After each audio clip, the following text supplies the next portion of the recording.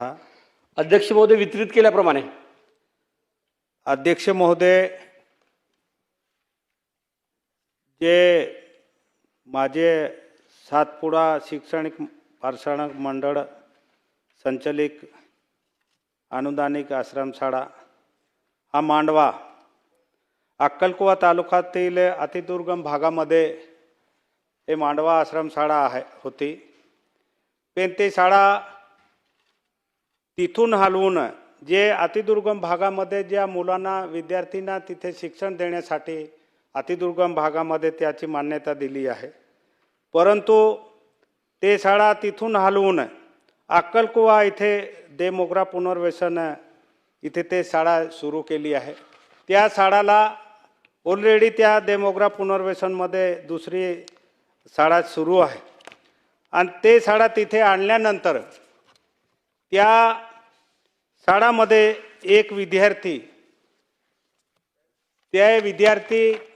त्या शाळामध्ये रस्त्याला लागून शाळा असल्या कारणाने एक विद्यार्थीचा ॲक्सिडेंट होऊन तो विद्यार्थी मृत्युमुखी झाला. अध्यक्ष महोदय, या शाळावर जवळजवळ 2017 पासून प्रशासक लागू आहे आणि तेव्हापासून वारंवार तक्रार केली असताना एक शाळावर 1 वर्षापेक्षा जास्ती प्रशासक राहू शकत नाही असा नियम असताना ते शाळा 6 वर्षेपर्यंत प्रशासक चालू आहे. मान्य मंत्री महोदयकडे मी एक तक्रार दिली असताना तिथे सुनावणी झाली, तेव्हा आमच्या जो पर्यटन अधिकारी आहे त्याने सांगितले की आम्ही रद्द करण्याचा प्रस्ताव दिला आहे. पाडवी साहेब, प्रश्न घ्या, पॉइंटेड प्रश्न विचारा. माझा स्पेसिफिक प्रश्न आहे का जे शाळा मांडवा इथे त्यांना मान्यता भेटली असताना ते अक्कलकुवा देवमोगरा पुनर्वसन इथे चालू आहे आणि तिथे एक विद्यार्थी मृत्युमुखी झाला आहे. तर माझ्या मंत्री महोदयांना स्पेसिफिक प्रश्न आहे तर ते शाळा मांडवा इथे चालू करणार का, किंवा 6 वर्षापेक्षा जास्ती प्रशासक राहिला आहे ताबडतोब ते शाळा रद्द करणार आहे का, माझा स्पेसिफिक प्रश्न आहे. चला, मंत्री महोदय. अध्यक्ष महोदय, आमदार महोदयांनी अतिशय महत्त्वाचा प्रश्न विचारला. सातपुडा शिक्षण प्रसारक मंडळ ढळगाव, जिल्हा नंदुरबार या संस्थेअंतर्गत 7 शासकीय आश्रमशाळा आहे, अनुदानित आश्रमशाळा आहे. आणि आमदार महोदयांनी जो प्रश्न विचारला त्या मांडवाच्या अनुषंगाने या शाळेमध्ये एकूण 2947 विद्यार्थी शिक्षण घेत असल्यामुळे अतिशय महत्त्वाचा प्रश्न जो तुम्ही विचारला, 2000 प्रशासक जे आहे तो 2018 पासून प्रशासक धर्मदाय आयुक्त माध्यमातून बसलेलं असल्यामुळे आणि त्यांचा अंतर्गत वाद आहे संस्थेचा, त्यामुळे ते प्रशासक बसलेलं आहे आणि आदिवासी विकास विभागाचे प्रशासक इथं बसलेले नाही. परंतु आमदार महोदय, हे जे आपण हस्तांतराच्या बाबत बोललात तर स्थानांतर संदर्भात रीट याचिका 3410/2022 पासून दाखल केलेली आहे आणि न्यायालयीन प्रकरण सुरू असल्यामुळे निकाल होणे बाकी आहे. आणि मांडवा स्थानांतराच्या बाबत देवमोगरा जो हा विषय जोपर्यंत निकाल लागणार ना तोपर्यंत आम्हाला निर्णय घेता येणार नाही. न्याय प्रविष्ट असल्यामुळे न्यायालयाचा निकाल आल्यानंतर 100% आपण आमदार मोदयांनी जे रास्त मागणी केली आहे रास्त मागणीच्या अधीन राहून 100% आदिवासी विभाग निर्णय घेईल.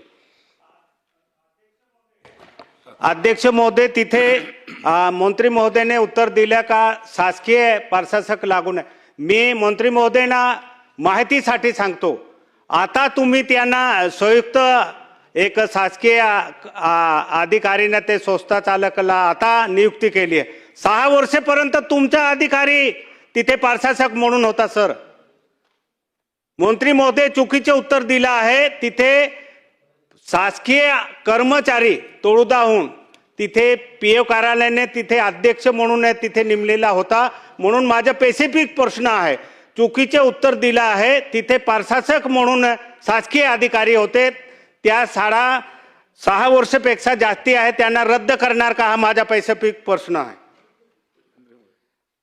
अध्यक्ष महोदय, आमदार महोदयाने जे प्रशासक जे सुरू आहे अशा धर्मदाय आयुक्ताच्या माध्यमातून अंतर्गत वादामुळे तिथं धर्मदाय आयुक्ताचा प्रशासक बसलेला आहे. आमदार महोदयांनी माझ्याकडे तक्रार दिल्यानंतर आम्ही हिअरिंग घेतली आणि नैसर्गिक न्यायानुसार अध्यक्ष महोदय कोणाला एक संधी द्यावा लागेल.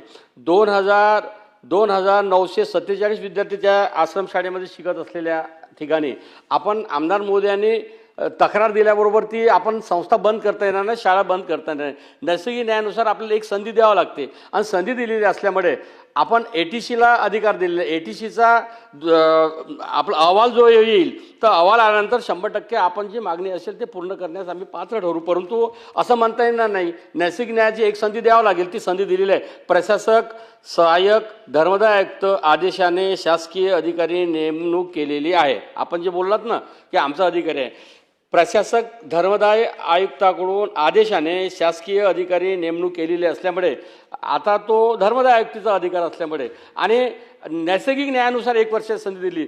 2026 पर्यंत जो निकाल येईल, निर्णय येईल, तपासणी येईल तर निर्णयाच्या अधीन राहून आम्ही निर्णय घेऊ. चला लक्षवेधी क्रमांक 1